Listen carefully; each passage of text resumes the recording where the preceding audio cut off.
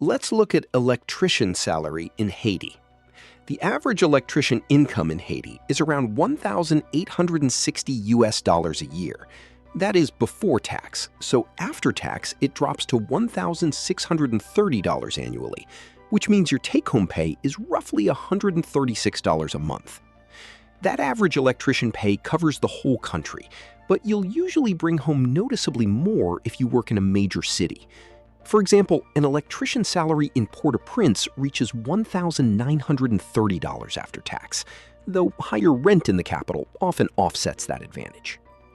Starting electrician wages sit well below these figures, but pay goes up quickly as you gain experience. After a few years, earnings tend to level off unless you move up into supervisory roles. Having a university degree isn't required for basic work, but an education helps you earn higher electrician income and move into advanced positions like electrical inspector or project supervisor. While small local firms pay lower rates, international companies pay substantially higher salaries for the same trade. How much does an electrician make in Haiti depends mostly on where you work and who hires you.